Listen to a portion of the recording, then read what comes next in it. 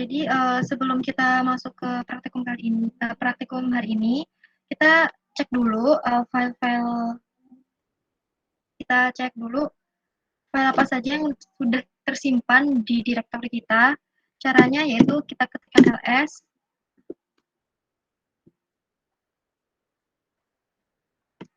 Nah, di sini tuh akan terlihat file di direktory kita tuh ada namanya line 001 SPS, terus ada line 001 RPS, dan juga ada line 001 XPS. Terus kita coba dulu, kita ketik Pico line 01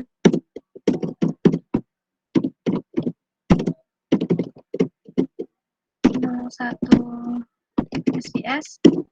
Nah, di file line 001 SPS ini kan ada banyak informasi yang bisa kita dapatkan. Terus di bawahnya ini tuh akan muncul informasi seperti ini, ada S-line 01 7011 V1 min50 ini. Nah,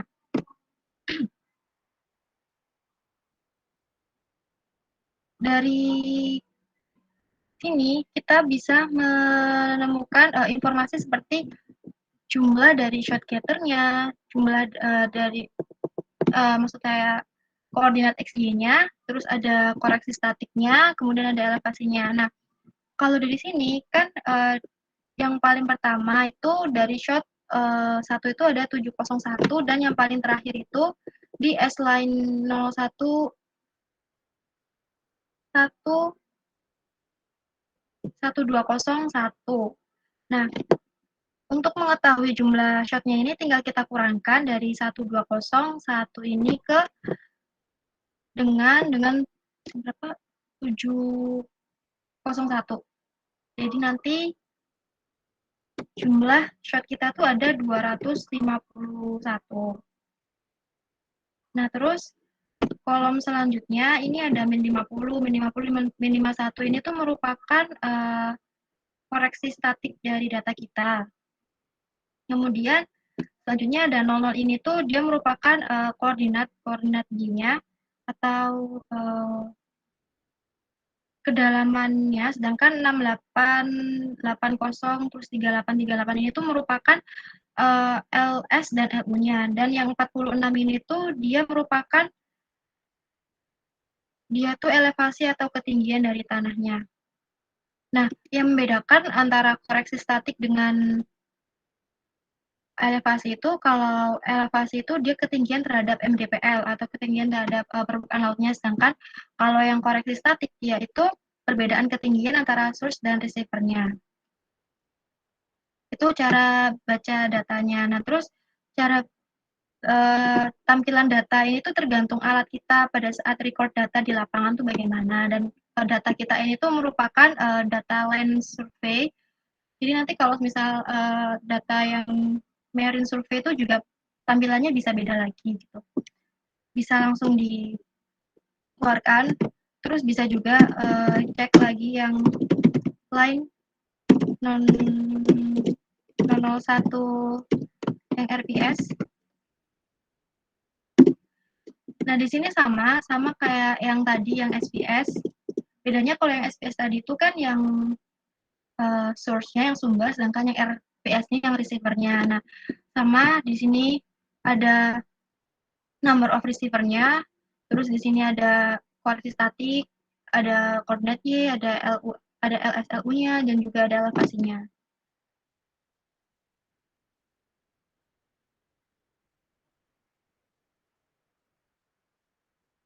Kemudian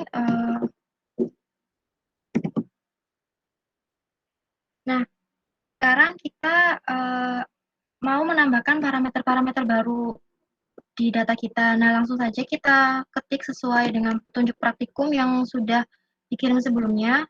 Di sini kita pakai pakai perintah pico geom.sh.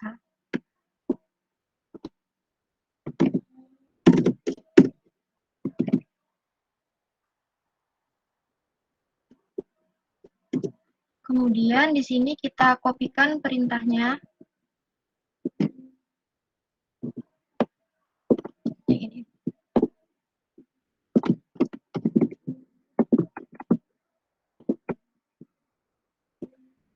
Ini notepad-nya juga kelihatan nggak? Atau cuman seismic unit-nya aja yang kelihatan?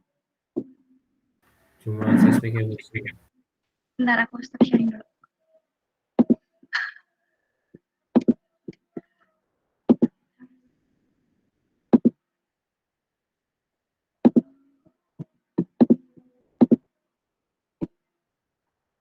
Kalau sekarang, notepad-nya juga kelihatan?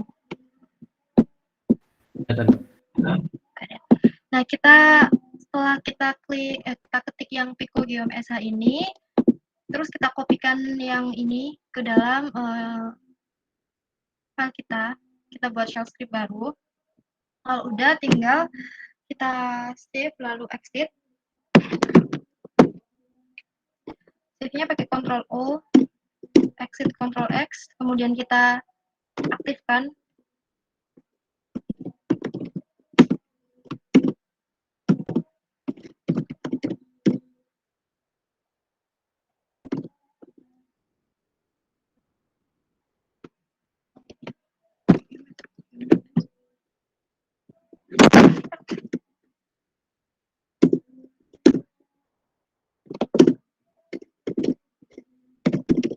Sekarang kita coba run Geom file kita.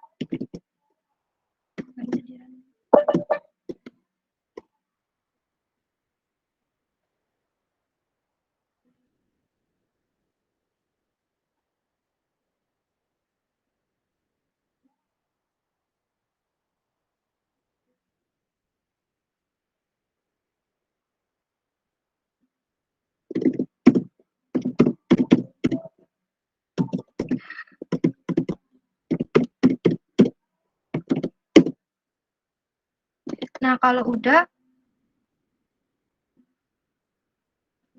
kita lihat di sini file kita tuh ada file baru. Ada file ini, ada file sps.txt sama file rps.txt-nya. Nah, kita cek dulu sekarang.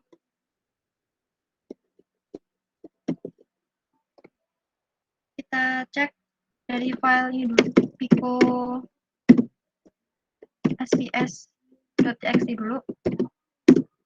Nah, file tadi itu udah sebenarnya kayak file yang tadi, cuman ini udah diekstrak gitu. Nah, ini kan ada 5 kolom. Nah, yang kolom pertama ini dia tuh menunjukkan nomor dari source-nya karena ini SPS. Jadi yang kolom pertama ini menunjukkan nomor source-nya, yang kedua dan 3 ini koordinatnya. Kolom keempat ini dia menunjukkan elevasinya, dan yang kolom ke-5 ini menunjukkan koreksi statiknya. Terus sama halnya waktu kita buka file rps.txt-nya,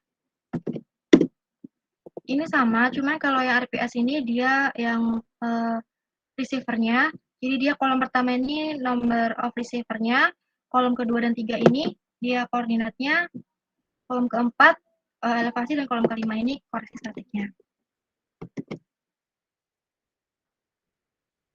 Nah, kalau udah, yang harus kita lakukan sekarang itu adalah membuat parameter baru di Octave, atau juga bisa di MATLAB. Nah, kemarin kan udah diinfokan untuk menginstal Octave atau MATLAB, dari asisten juga udah mengirimkan tutorialnya semalam.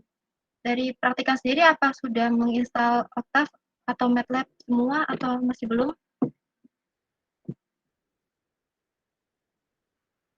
Masih ada kendala, Mbak. Ini Kendalanya di mana? Waktu download filenya agak korup. Itu kamu downloadnya, installnya tuh Octave atau MATLAB? Yang MATLAB. Kalau Octave tadi kita coba diinstal di USL nggak bisa. Kalau Octave kenapa? Udah coba diinstal tapi nggak bisa. Oh, bentar-bentar. Bisa share screen nggak kamu? Yang Coba yang Octave dulu. Soalnya punya aku ini installnya Octave. Jadi aku nggak ada instalan MATLAB. bentar ya Mbak. Ya, Tadi pagi sih tak instalnya jadi nggak download MATLAB akhirnya. aku stop sharing dulu. Oke, bentar Mbak.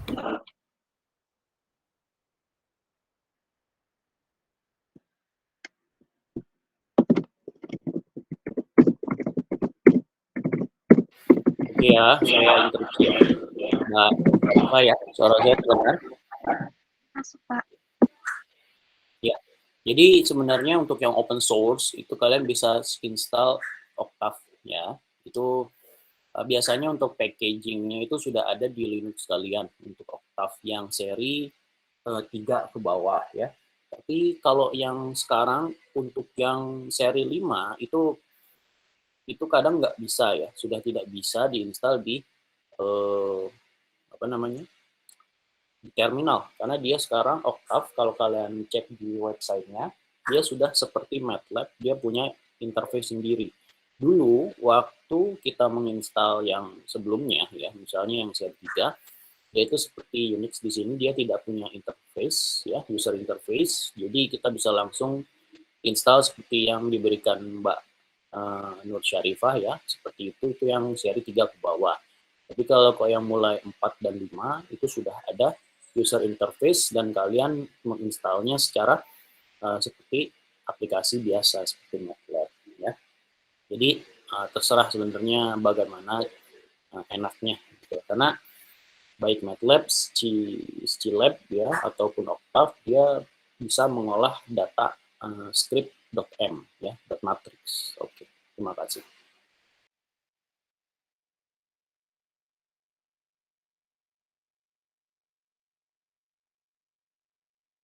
Tadi Oke, silahkan bisa dilanjutkan. Terima kasih, Pak. Tadi Kilray yang mau share screen? Izin Boleh share lihat. screen. Iya, ya. Ini tadi tuh kayak gini.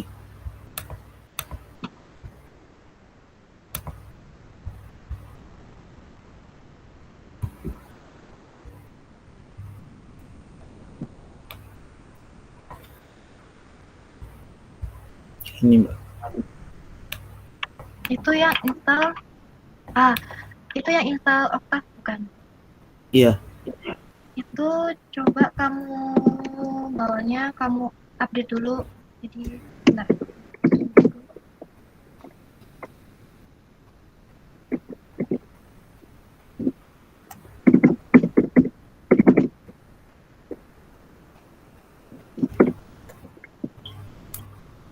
Kalau pakai ini bisa nggak? Di-update dulu, terus baru install Octave-nya lagi.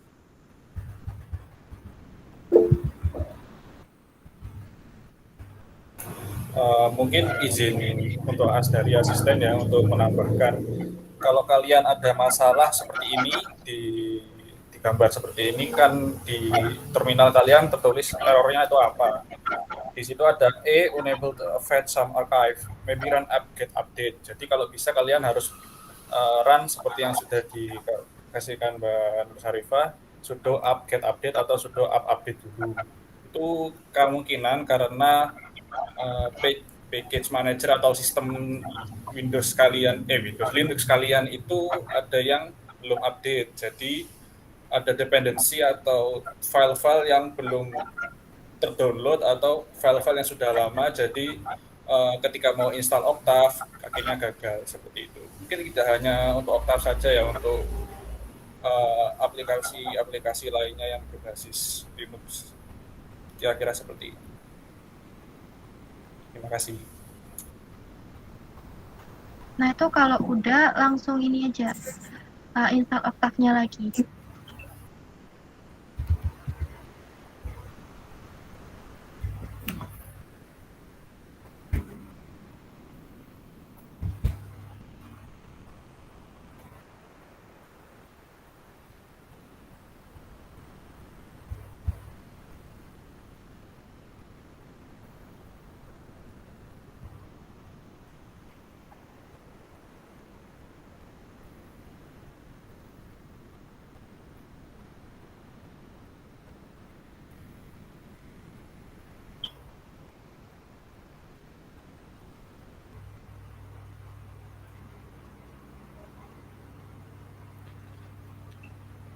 Oke ya, terima kasih Mas Dimas ya. Itu seperti itu ya. Jadi memang setiap sistem itu berbeda-beda. Semakin kalian Linux-nya makin update, itu makin berbeda karena tahun lalu nggak harus kita update ya. Dan saya juga menginstal Octave itu sudah pakai yang interface sekarang dan itu gratis gitu ya. Jadi kalau MATLAB kan bayar ya. Nah, Octave itu gratis. Jadi kita bisa pakai kapan saja seperti itu sebenarnya ya. Nah, jadi hal-hal seperti itu sebenarnya kalau misalnya kalian menggunakan OS atau menggunakan Linux atau menggunakan Unix ya, Unix itu platform sendiri, itu sebenarnya banyak platform-platform gratisan yang kita bisa menggunakannya tanpa iming-iming kita harus membayar gitu ya. Jadi seperti Fortran, C++, ya, Python itu sebenarnya Python pun tidak ada Python yang kedua ya, Python yang seri 2 yang hanya Python 2 aja. Sekarang kan sudah ada Python 3. Bahkan Python 3 pun tidak punya secara resmi user interface yang dikeluarkan dari dia, kecuali yang idle-nya itu ya. Nah, yang sekarang Python 3 sudah ada, tapi banyak sekali user interface yang berkaitan dengan Python seperti Atom, ya, Nautilus, dan sebagainya, atau C++, kalian bisa pakai Borland, ya, atau sebagainya. Bahkan seperti sekarang juga, apa namanya, Octave dan sebagainya itu banyak sekali. Tapi intinya adalah mereka gratisan. Dengan suatu hal yang gratisan, sebenarnya kita merasa aman, apalagi pada saat kalian nanti bekerja di industri, itu kalau misalnya mereka nggak punya gitu ya, kita bisa berkreasi sendiri. Ya, oke. Terima kasih. Silakan dilanjut. Baik Pak Adam, terima kasih.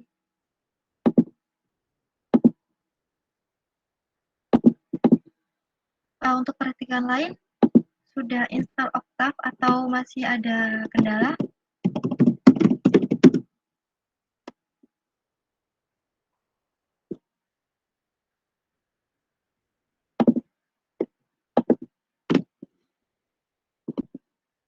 Masih proses menginstal.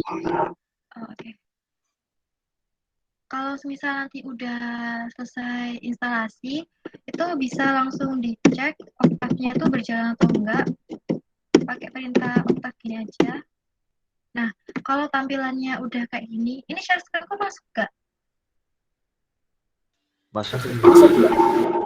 Kalau tampilannya udah kayak gini, berarti Octave-nya udah bisa berjalan.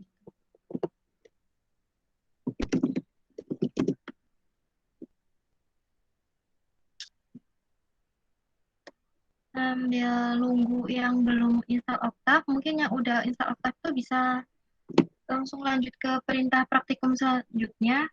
Nah, kita di sini buat file baru dengan nama picogeom.m.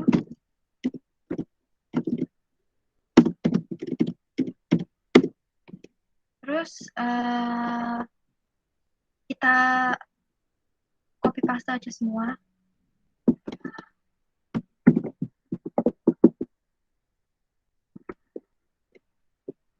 Kita save, lalu kita aktifkan.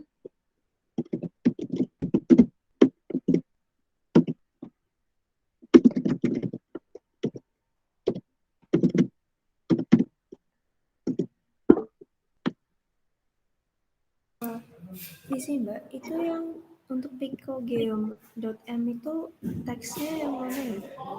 Maksudnya yang diisikan? Oh, kebalik. Yang ini. Oke. Yang banyak. Sampai ini ya nanti. Yang garis-garis di atasnya berarti juga dimasukkan ya? Yang mana? Coba di scroll. Ya, ada. Oh, yang ini loh, pesan-pesannya. Mulai dari ini. Oke, baik. Terima kasih Mbak.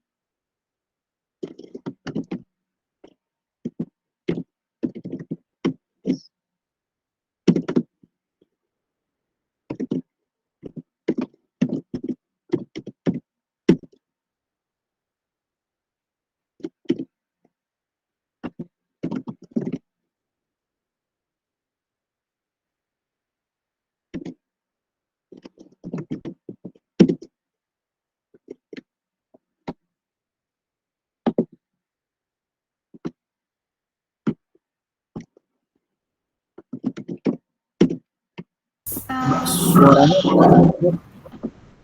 Praktikan udah ini belum? Udah bikin shell script-nya belum? Yang geo.m tadi.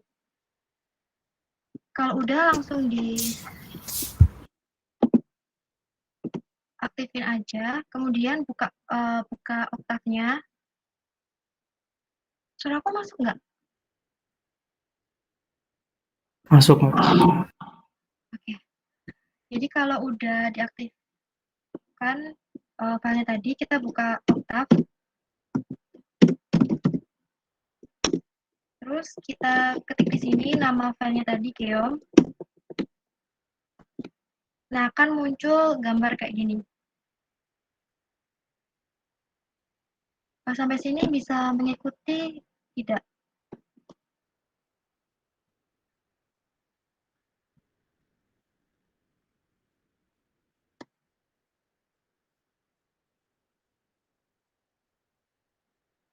Suara saya masuk nggak? Masuk, Mbak. Kalian sudah muncul gambar ini belum? Sudah, Mbak. Oke. Nah, gambar ini tuh merupakan gambar ini plot antar source sama receiver. Nah, yang biru ini yaitu receiver-nya dan yang merah ini yaitu plot source-nya. Nah, kalau datanya itu masih seperti ini tuh belum bisa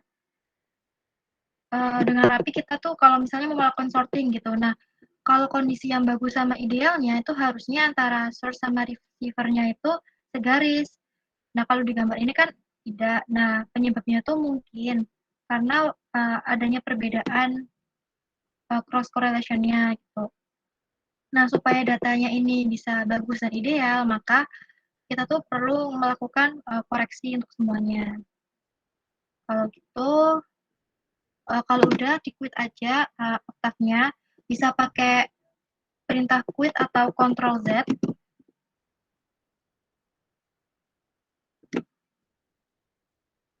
Kalau udah, coba cek sekali lagi file apa aja yang ada di direktori kalian. Caranya pakai ini, kita ketik ls. Nah, harusnya di sini kita punya file baru, namanya itu geomheader.txt. Nah, ini file baru kita ada geomheader.txt. Nah, file ini tuh kan bentuknya itu masih dalam format ASCII atau number. Nah, sebelum kita olah tuh kita harus merubah ke dalam format binary. Nah, caranya tuh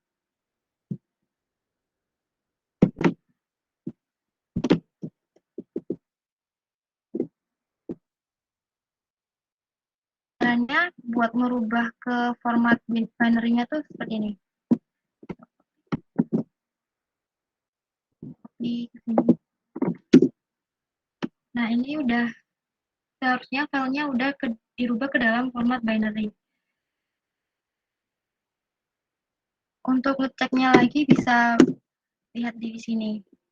Dari file yang di direktorinya bisa kita lihat dari ls tadi. Nah, ini udah ada geomheader.bin. Berarti ini dia sudah terkonversi ke dalam format binary-nya. Nah, selanjutnya kita akan menambahkan data geomheader bin ke dalam geomheader su dengan perintah ini.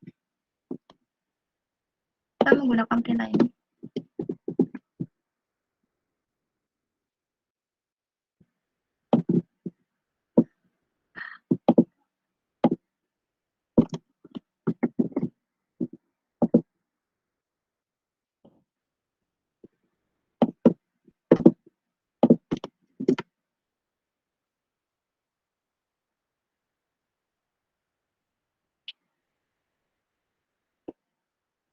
Kalau sudah, kita cek dengan menggunakan cek header-nya dengan menggunakan perintah syrange ini.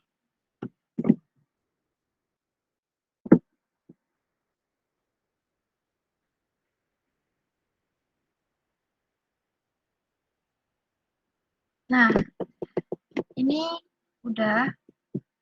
Sampai sini masih ngikutin nggak? Agak lama Mbak, prosesnya. Apa? Ulang, putus-putus. Masih baru nyampe perintah sus tahu ya Mbak. Oke, Si tunggu loading. bentar. Tunggu 1 menit.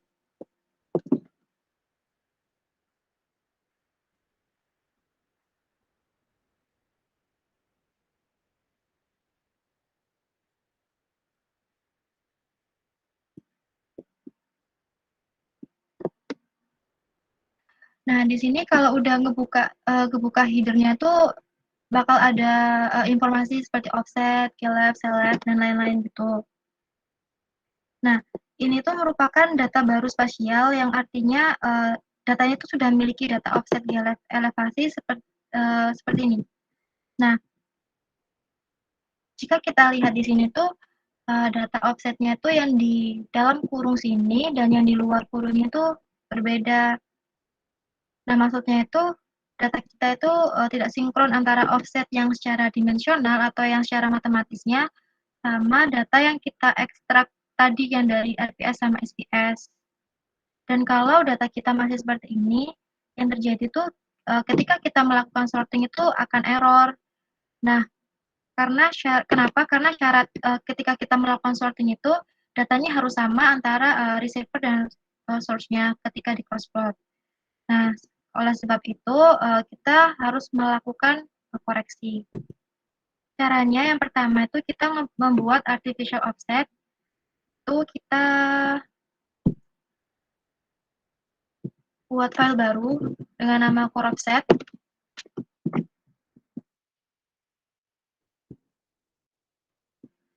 Di sini copyin aja ini semua.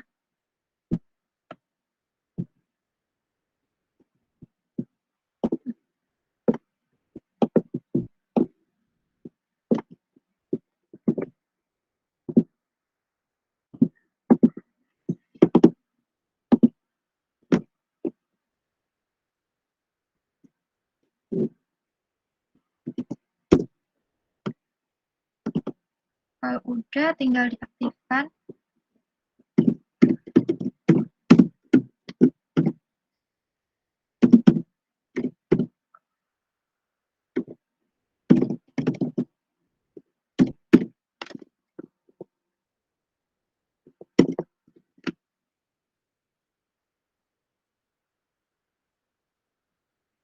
Terus kita coba run.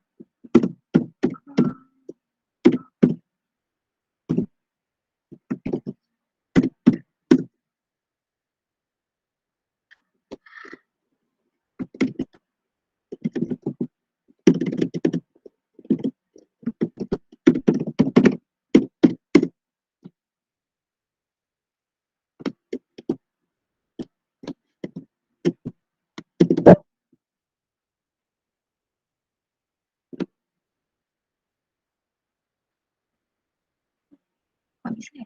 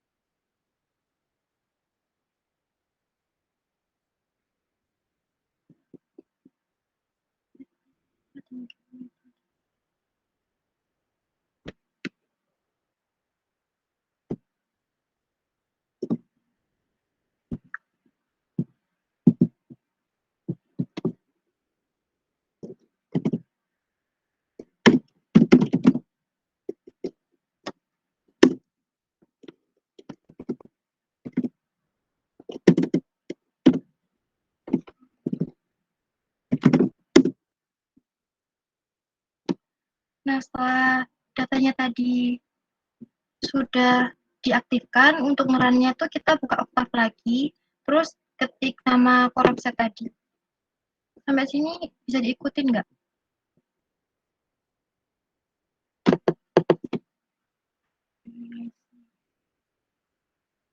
Bisa Mbak.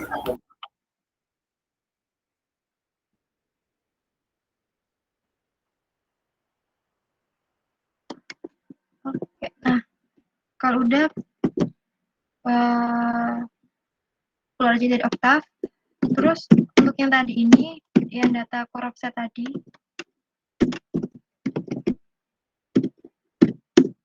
nah data core offset ini kan kalau dilihat tuh untuk yang right ini kan dia kan ada 2525, 3525. Nah, sama yang left ini kebalikan dari yang right ini. Nah, maksudnya tuh di sini near offset kita yang di right ini tuh near offsetnya tuh kita dimulai dari 25 bukan dari 0 karena near offsetnya kita yang pertama tuh yang di jarak 25 meter. Sedangkan yang di left ini kan dia kebalikan dari yang right ini. Nah, di sini tuh artinya kalau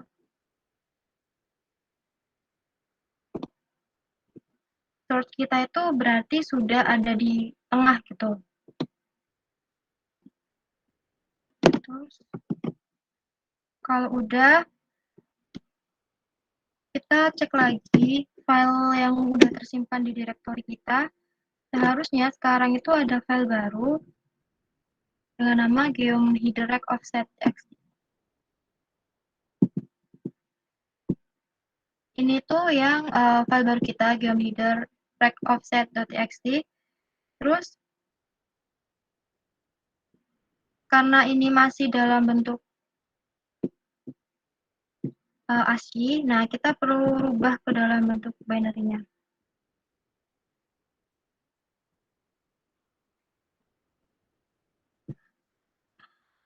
Nah,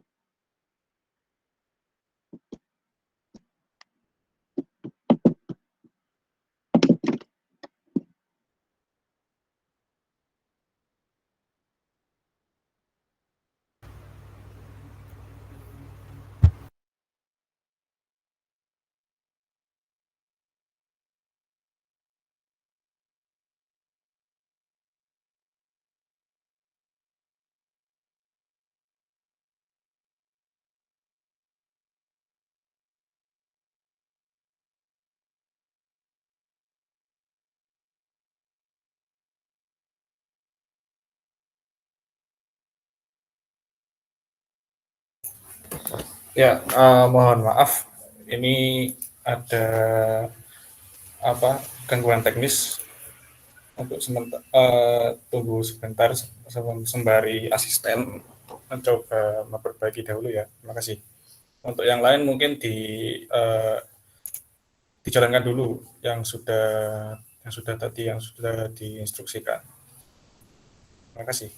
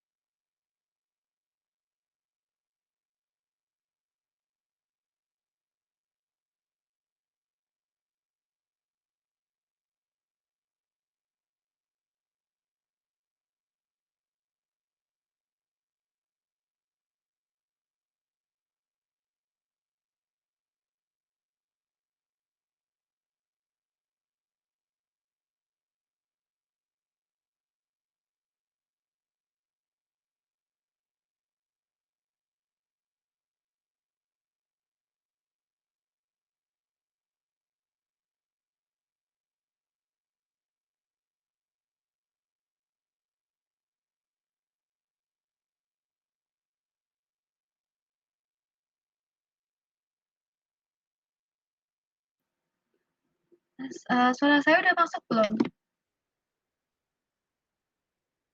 Sudah, Mbak. Maaf tadi baterainya habis, jadi harus charge dulu. Lanjut ya, tadi sampai bentar, share screen dulu.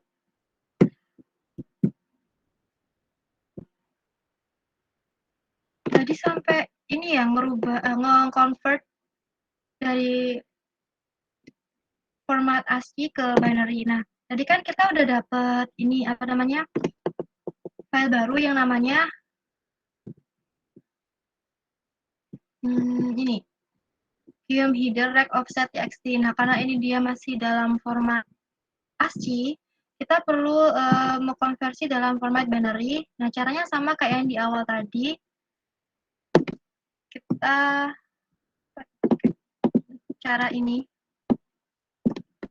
Tapi nanti yang Guillaume header-nya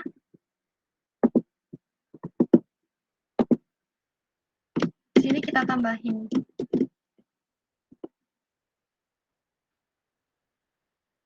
Guillaume header rect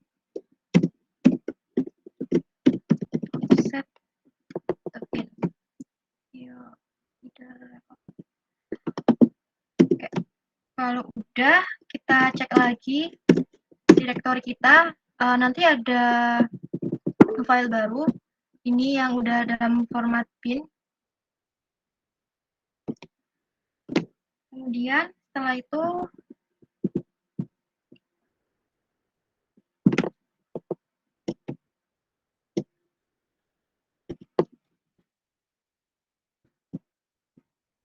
kita ulangi lagi langkah ini.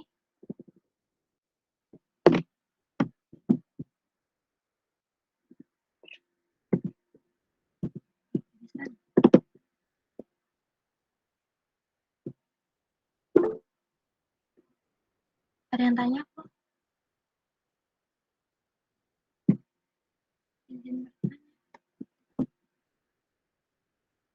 Masih diam kah sekarang screen-nya?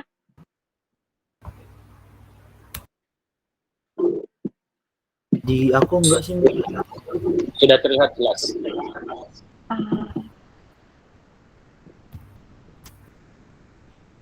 Mas Raffi mungkin sinyalnya ya, mungkin sudah tidak stabil.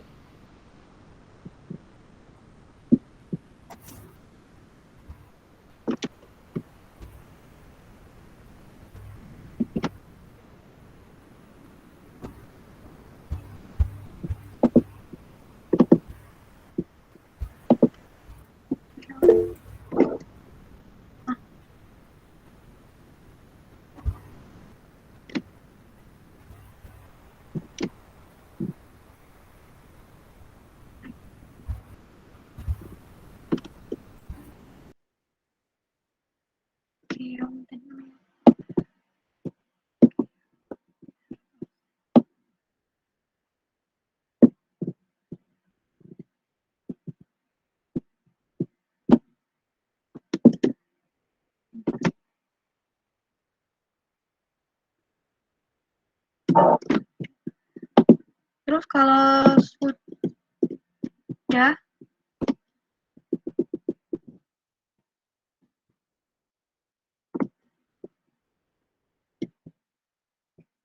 sudah mengkonversi ke bin, selanjutnya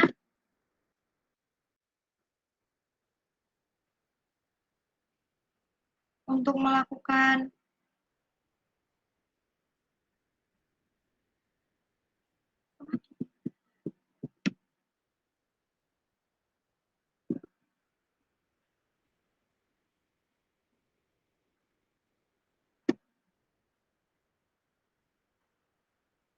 selanjutnya untuk melakukan sorting dari common short getter ke common midpoint itu dengan perintah short. Ini share screen-ku jalan nggak sekarang? Jalan, Mbak. Oke, kita ketik dulu aja perintah ini.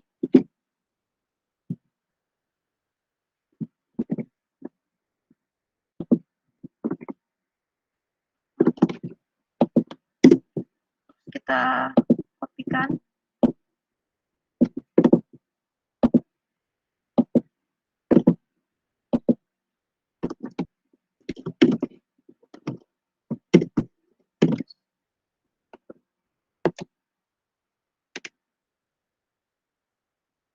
Terus kita aktifkan.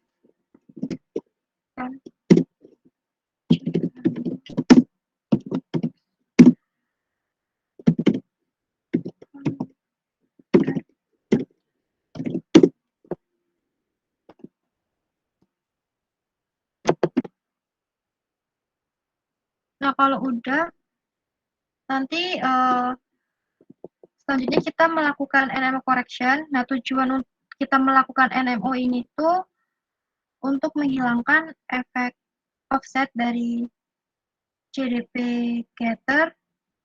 Dan untuk melakukan NMO ini,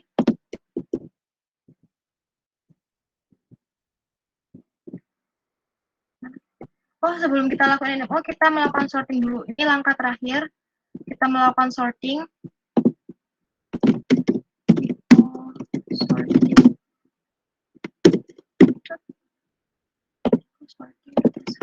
Kita buat file baru. Kita copy ini semua.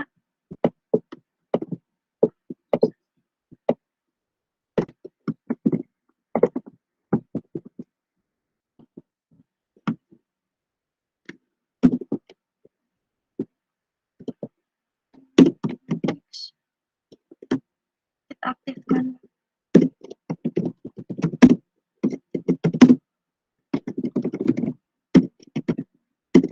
Terus kita kalau udah kita melakukan NMO correction. Nah, NMO correction ini tuh tujuannya tuh untuk menghilangkan efek offset dari CDP getter. Dan untuk melakukan NMO correction itu kita membutuhkan informasi ini, pasangan kecepatan sama pasangan waktu. Kita butuh data FVNMO sama TNMO.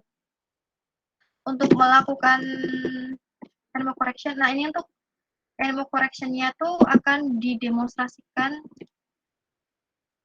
oleh rekan asisten lain. Minta tolong Jimso. Izin share screen dulu ya.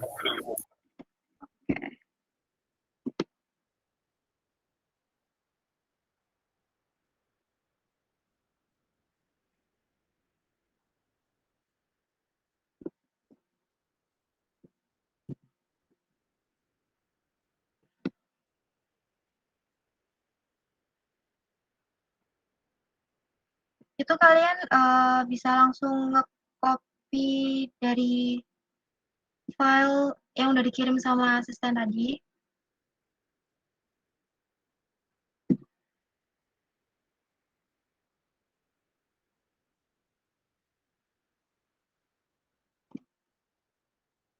Nah, untuk melakukan NMO correction ini kan perintah yang kita gunakan itu sumo. Kalau udah,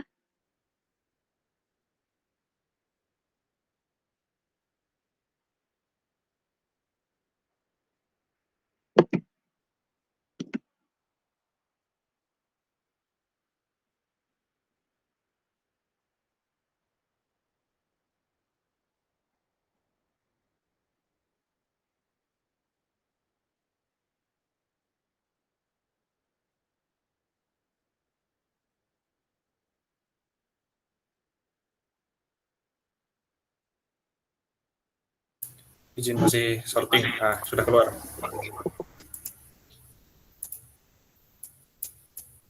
Hasil sorting seperti ini.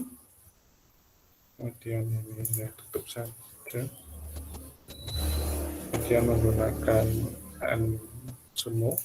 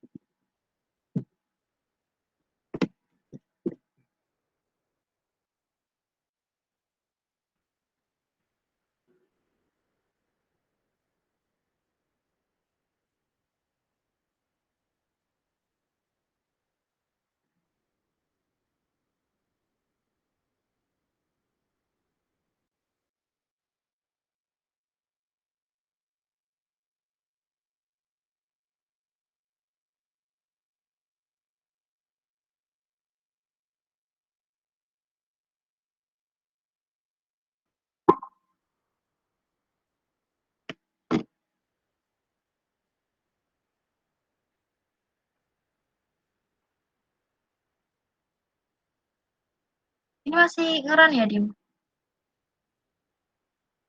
Nah, udah. Itu kalian bisa coba cek apa namanya direktori file di direktori kalian, caranya pakai ls. Nah, di sini nanti ada file baru yang nm, ya itu benar, yang nmov1 itu. Nah, kalau udah bisa kalian ikutin perintah selanjutnya aja yang suruh ini tuh, terus akan kelihatan gambarnya. Wiggle. Ya.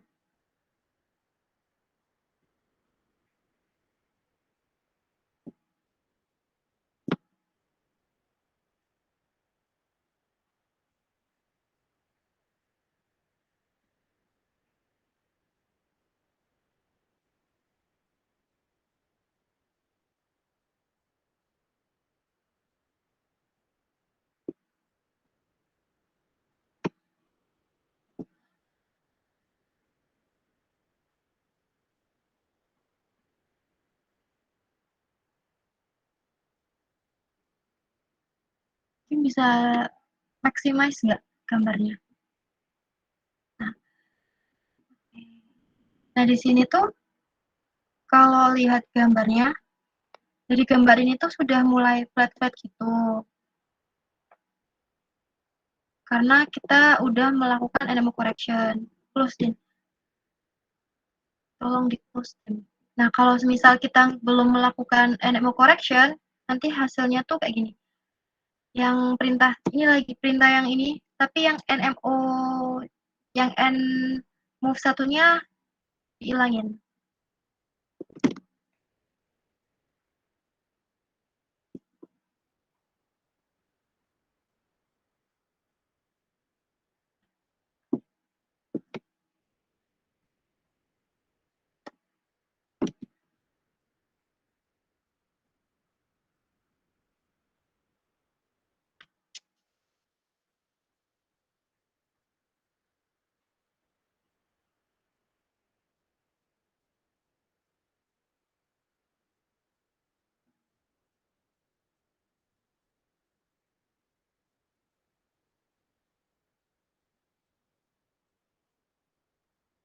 Coba di maximize nih. Nah, kalau dari gambar ini kan dia itu yang sebelum kita NMU tadi. Nah, itu bisa dilihat kalau gambar itu masih acak-acakan gitu, masih belum flat. Jadi masih lebih bagusan gambar yang sebelumnya tadi gitu. Terus aja. Terus selanjutnya yang terakhir kita melakukan brute stack yang artinya ini tuh kita tumpuk. Nah, di Seismic Unix ini tuh perintah yang digunakan untuk melakukan brute stack itu adalah sustack. Nah, seperti biasa kita ngebuat file baru dulu dengan nama bluestack.so. Terus nanti tinggal di-copy-in semua yang ada di notepad-nya tadi.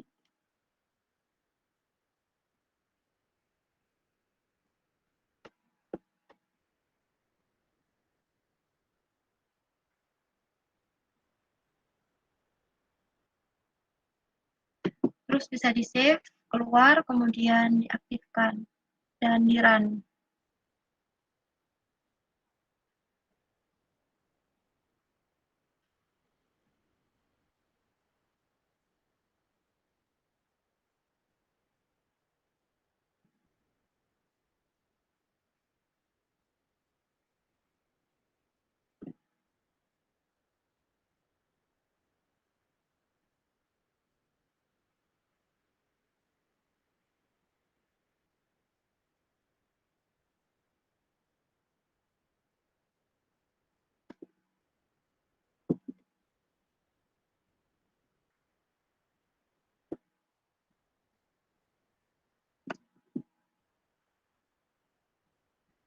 Maximize lagi di gambarnya, tolong.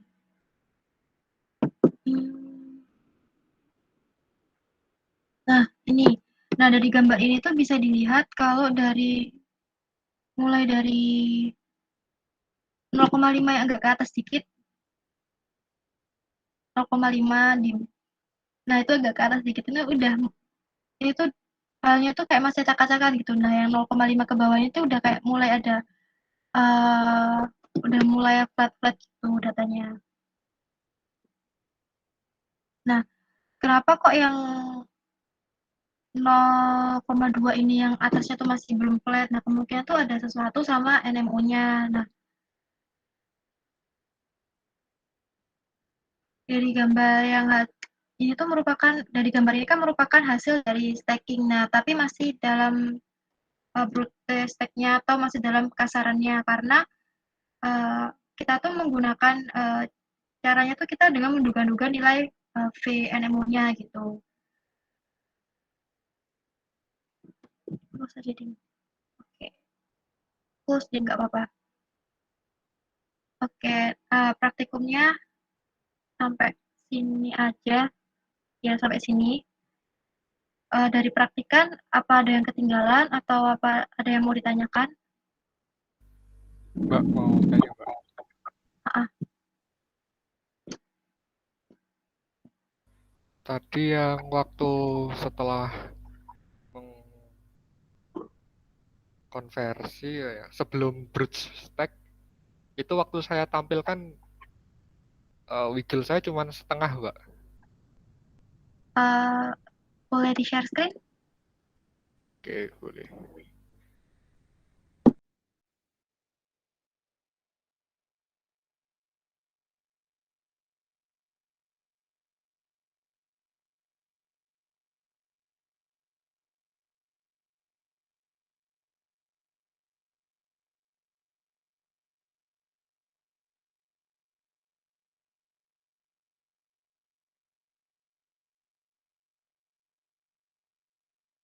Seperti ini Mbak.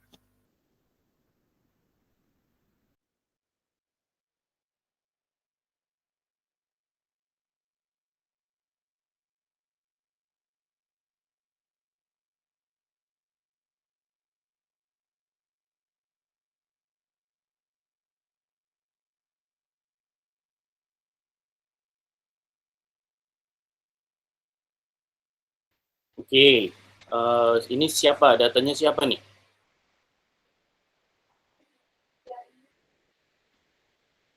Ini saya Pak Dimas.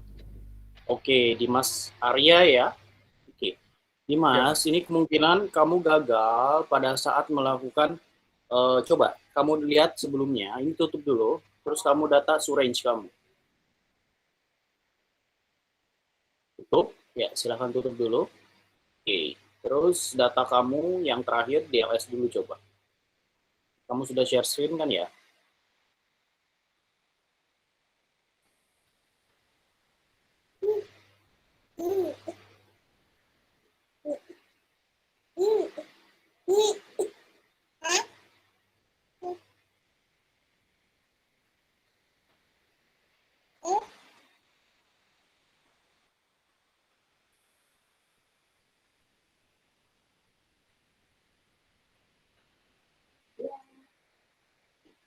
Nah, oke. Nah, di sini pada saat kamu melakukan stacking ya, stacking dan juga kamu melakukan di sini bootstrap ya, sebelum itu data kamu itu sudah dalam berbentuk hanya satu offset.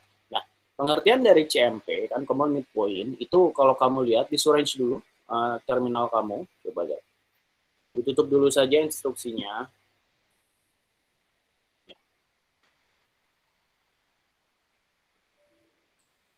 Data terakhir kamu yang mana? Setelah itu yang ini Pak Geom ya rec offset ya. Ya. Nah, sekarang coba kamu di bukan yang begini ya, data SU kamu ya. SU kamu yang terakhir itu yang rec offset ya. Yang sudah dimasukkan rec offset, kamu range-kan.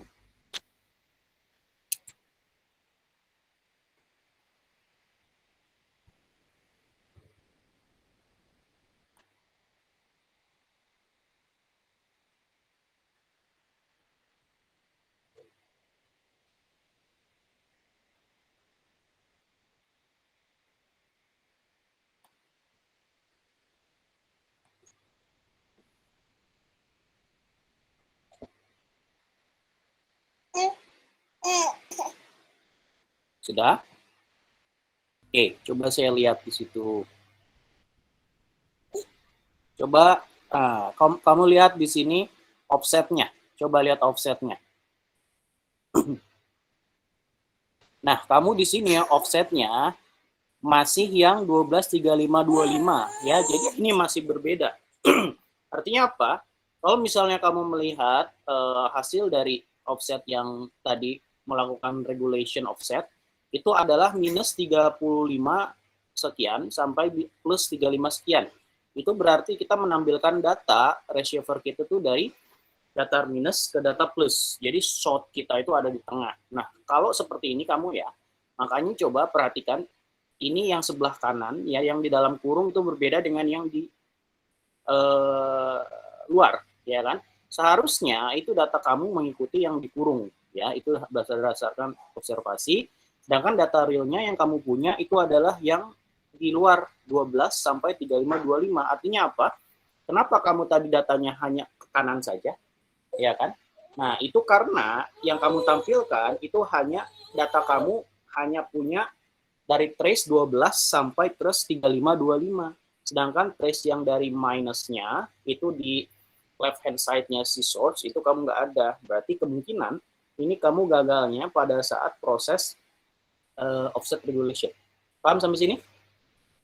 Ya, paham, Pak. Nah, di sini kan coba kamu lihat lagi instruksinya. Coba balik lagi instruksinya. Ya. Terus kamu ada core offset ya. Di situ ada core offset. Nah, itu kemungkinan kamu miss di situ core offsetnya. Dan pastikan juga untuk geom header-nya itu sudah kamu ganti menjadi yang sudah baru ya. Nah, di situ coba kamu sudah buat belum yang di sini core offset. Ada data core offset kamu? Ada, Pak. LS. Sudah ada core offset.sh. Nah, oke, itu nanti di run lagi ya, nanti di run lagi, terus kamu cek lagi range. Range-nya harusnya seperti ini ya. Jadi offset kamu itu harus dari minus 3525 sampai plus 3525. Paham ya? Ya, paham, Pak. Ya, di sini kan sudah ada ya. Nah, pastikan juga sudah ada. Nah, kalau itu sudah oke, berarti data kamu nanti akan tertampilkan semua ya. Oke ya, terima kasih. Silahkan asisten dilanjutkan. Terima kasih, Pak Dem.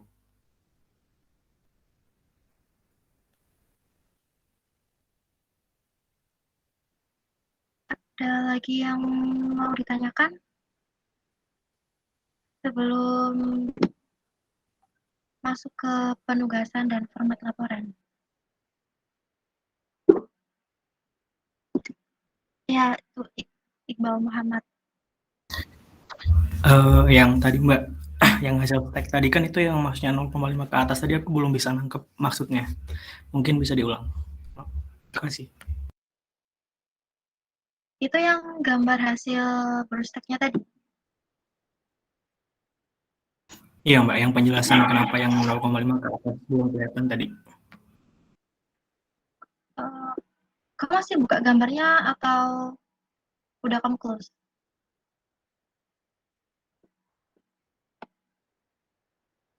Udah tak close sih. Kita coba tak run.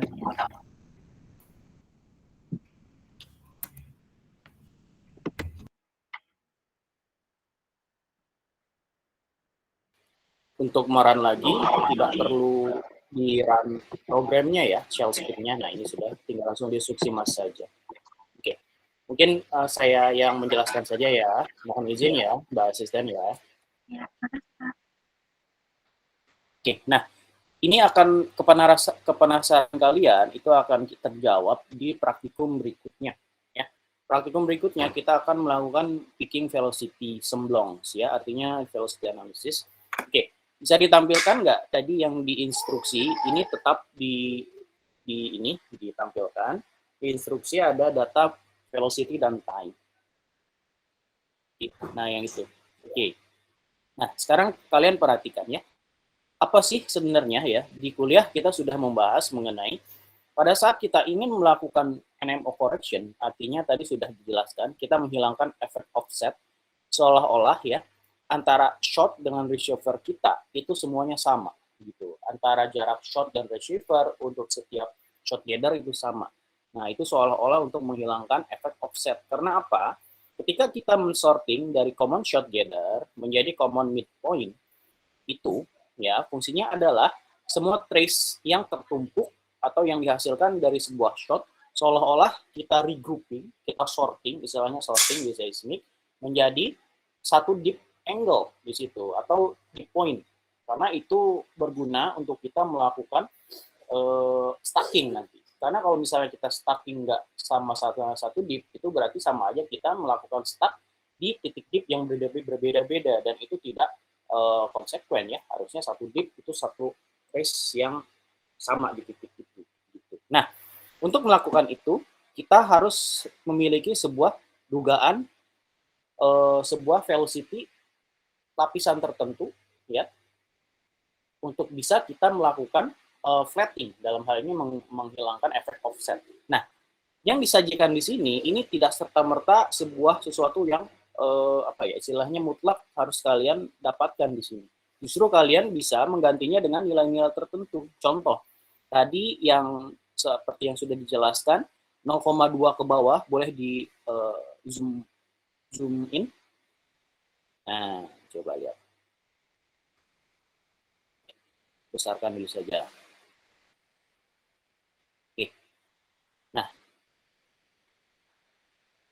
Oke, kalau kalian lihat di sini ya, dari 0,4 ke bawah, itu sudah mulai flat. Ini kan gambar seperti ini adalah hasil tumpukan tiap shot ya kan. Tiap shot yang tadi kalian single, kalian plot 3 di situ kan.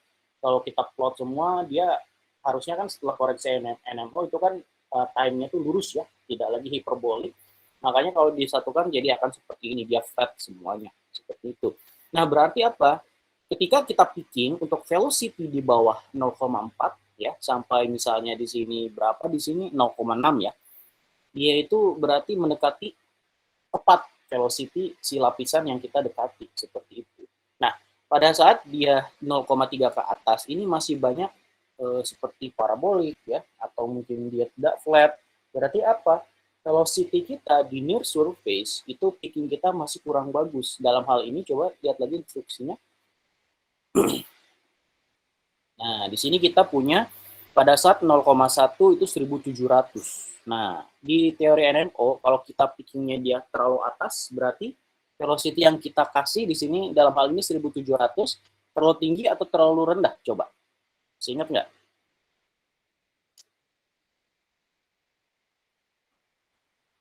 Halo?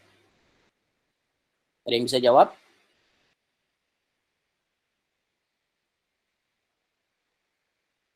Halo? Lupa, Pak. Oke, lupa. Kayaknya terlalu Dilihat tinggi. lagi. Terlalu tinggi, betul, terlalu tinggi ya. Jadi, dilihat lagi slide mengenai NMO di kuliah. Berarti apa yang harus kalian lakukan? Oh, berarti di 0,1 di sini ya. Nah, itu terlalu tinggi, kita harus mengurangi lagi. Apalagi yang kalian harus perhatikan adalah range-nya besar sekali di sini ya, 0,1 ya. Terus langsung ke 1, terus 2 ini hampir 1 second. 1 second itu kan panjang ya. Nah, apa yang harus bisa kalian lakukan? Yang pertama adalah mengganti nilainya supaya cocok. 1700 misal terlalu tinggi kita rendahkan.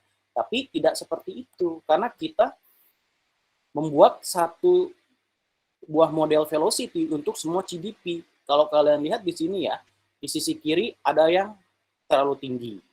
Di sisi yang lain, di CDP yang lain, dia terlalu rendah. Ya. Karena kita seolah-olah mengambil sebuah satu sampling VNMO untuk kita gunakan untuk semua CDP. Makanya nanti ininya dia akan naik turun gitu ya. Makanya nanti di praktikum sebelumnya kita akan picking untuk velocity yang pas dari analisis semblance ya atau semblance di situ kita akan picking velocity untuk tiap CDP ya, tapi tidak tiap CDP tapi tiap 50 ya, 50 meter CDP gitu. Jadi nanti akan flat seperti itu ya. Oke.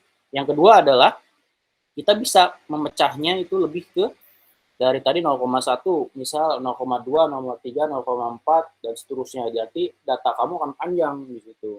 Nanti efeknya apa? Di Sunmo kalian di sini ya.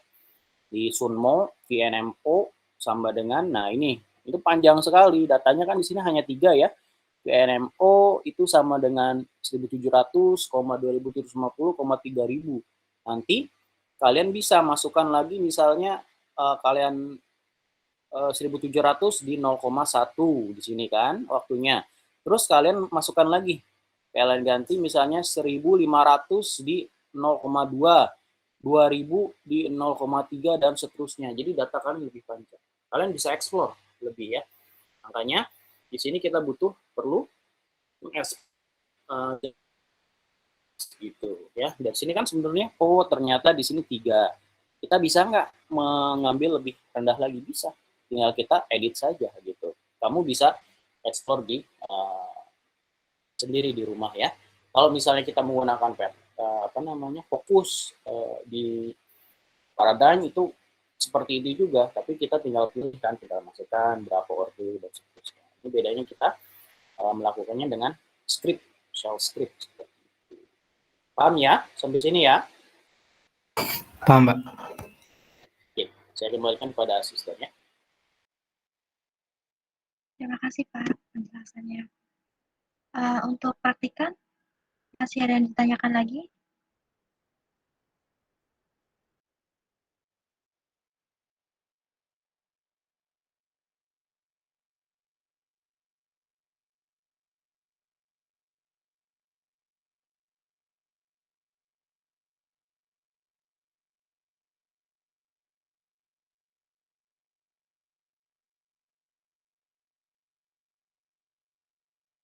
Kalau sudah tidak ada yang ditanyakan lagi, langsung ke penugasan sama format laporannya aja. Gitu. Terima kasih Dimsu sudah bersedia untuk share screen. Oke, baik ya. Mungkin saya akan duluan ya. Oke, silakan nanti penugasan dan juga kuis ya. Untuk laporan, jangan lupa diikuti di diskusinya nanti sudah ada saya berikan. Yang paling saya tekankan adalah bisa mungkin kalian melakukannya sendiri ya. Jadi walaupun misalnya pembahasannya sederhana, tapi itu sekalian lakukan sendiri, itu jauh lebih honorable ya dibanding kalian melakukan secara lengkap, tapi kalian copy paste seperti itu ya. Tapi nggak masalah ya. Namanya kita masih belajar. Namanya belajar itu tidak sempurna, tidak apa-apa. Justru dari kesederhanaan yang kita miliki di situ akan menimbulkan penasaran yang tinggi gitu ya. Jadi tidak usah takut kalian diskusinya hanya sedikit apa, tapi minimal itu adalah hasil kalian sendiri ya. Semoga lancar, semoga diberikan kemudahan di tiap aktivitas kita ya, termasuk kegiatan praktikum kita ya. Saya pamit, kita ketemu lagi minggu depan. Assalamualaikum warahmatullahi wabarakatuh. Oke, besok ya, kita kuliah ya. Hari Jumat sore ya. Terima kasih. Terima kasih Pak Adam. Izin share screen untuk penugasannya.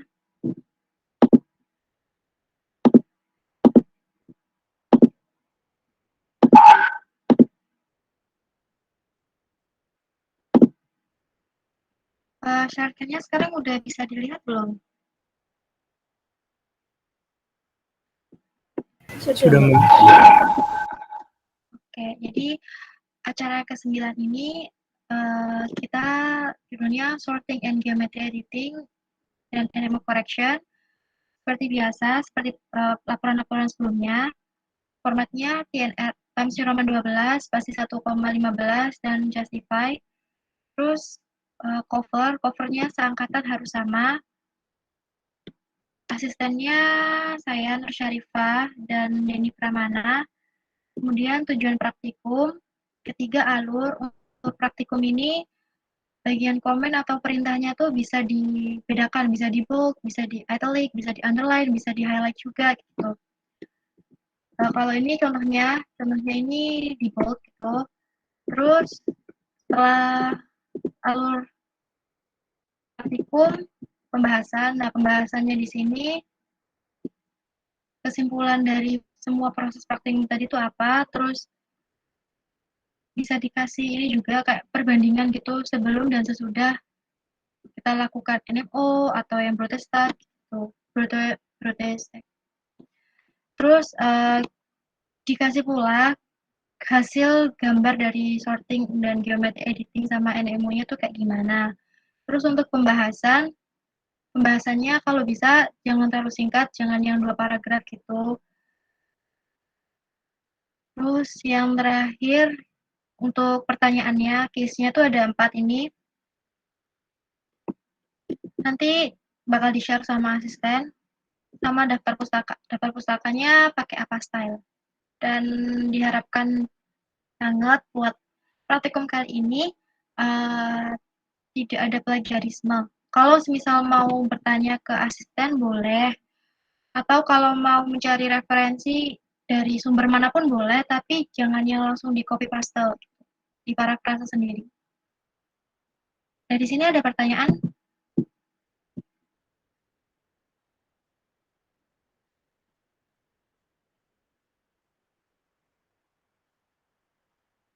Ada yang kurang jelas penugasannya? Oke. Kalau udah, berarti langsung ke post-test aja. Post-testnya akan dimulai jam 14.55 sampai jam 15.00. Kalian bisa live meet-nya atau masih stay di sini juga nggak apa-apa. Dari asisten lain ada yang mau ditambahkan?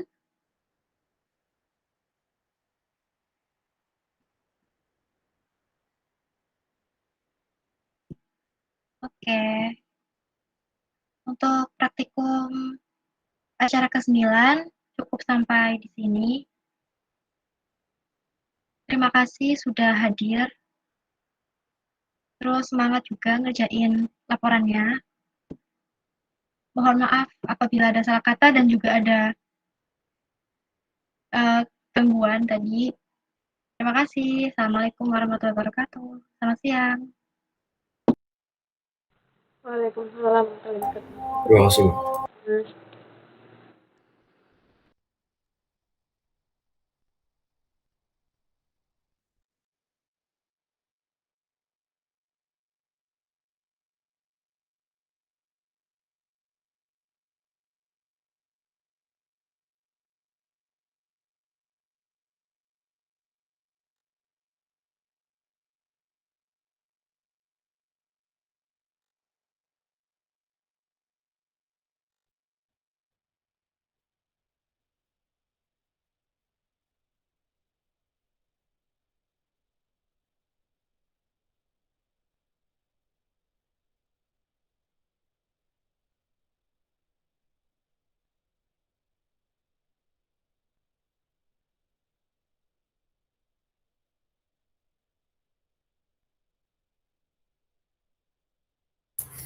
Kalau ada masalah teknis tolong ditanya nanti waktu kelas gagal kan nggak enak. Oh ya belum Pak, stop meetingnya. Terima kasih. Terima kasih banyak asisten hari ini.